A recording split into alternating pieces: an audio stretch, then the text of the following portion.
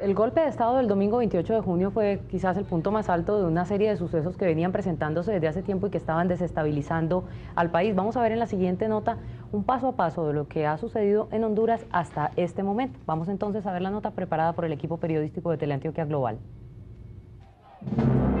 El 24 de marzo de 2009, el presidente hondureño Manuel Zelaya convocó una consulta popular que pretendía reformar la constitución de su país para poder presentarse como candidato a una nueva elección presidencial.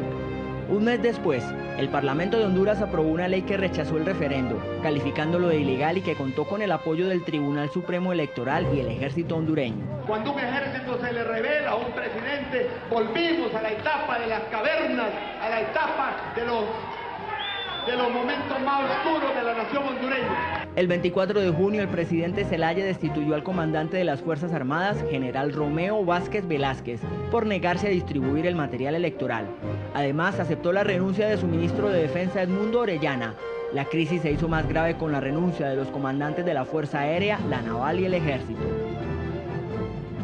Al día siguiente, el Congreso de Honduras restituyó en su cargo de comandante de las Fuerzas Armadas al general Romeo Vázquez, mientras se abrían investigaciones en contra del presidente Manuel Zelaya. Por no prestar la debida atención a los problemas de interés nacional y desafiar a los órganos jurisdiccionales al no acatar las resoluciones y fallos dictados, lo cual menoscaba el Estado de Derecho en que vivimos. El 28 de junio la crisis política de Honduras llegó a su momento más crítico. A primera hora de la mañana, un grupo de militares entró a la casa del presidente Manuel Zelaya, lo detuvo y lo expulsó del país, trasladándolo a Costa Rica. En la misma jornada fueron detenidos 8 ministros de su gobierno, la consulta popular fue suspendida y las Fuerzas Armadas se apropiaron de las calles de Honduras, donde también se hicieron presentes simpatizantes de Zelaya. ¡Ustedes son el pueblo! ¡Ustedes son el pueblo! ¡Defiéndanos! Mientras la comunidad internacional pedía la restitución del orden democrático en Honduras, el Congreso hondureño destituía de su cargo a Zelaya y nombraba en su lugar al presidente de esa corporación, Roberto Micheletti. Prometo ser fiel a la República, a la Constitución y a las leyes. Ese mismo día, en Nicaragua, fue convocada una reunión extraordinaria de la Alternativa Bolivariana para las Américas, ALBA, donde Manuel Zelaya recibió el apoyo de los países integrantes de esa organización. La OEA también se reunió de emergencia para condenar la destitución de Manuel Zelaya e iniciar las gestiones para restituirle el poder. Lo propio hizo la Asamblea General de Naciones Unidas.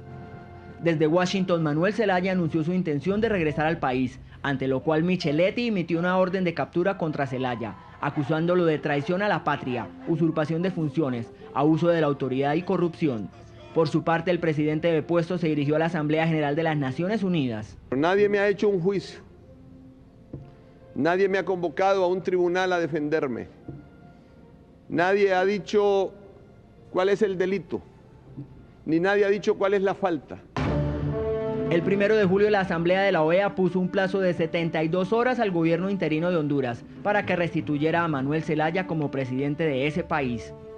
El 3 de julio, el secretario general de la OEA, José Miguel Insulza, viajó a Honduras para exigir la restitución del gobierno democrático y al día siguiente, la OEA suspendió a Honduras como miembro de la organización, debido a que el gobierno de Micheletti no mostró ninguna intención de permitir el regreso de la democracia.